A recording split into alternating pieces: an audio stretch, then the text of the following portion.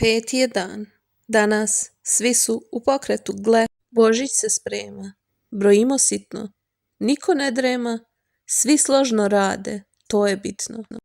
Pečenica je danas glavna tema, ali ne sme da se jede.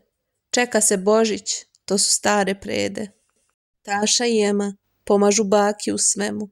Sve mora da sija u božićnom duhu. Todor bi da proba, prasence ga doziva. Baka šapće, strpi se još malo, pečenica je za Božić, a sutra stižu sva posna čuda živa. Saznaše, Tucindan se zove dan taj, kad se sve čisti i radi se haj. Post je skoro gotov, još malo se čeka, a meso miriše kao najslađa hrana veka. Čistoća je važna, rad se ceni i meri, za Božić je sve u najboljoj veri. Srećni praznici. Pratite nas.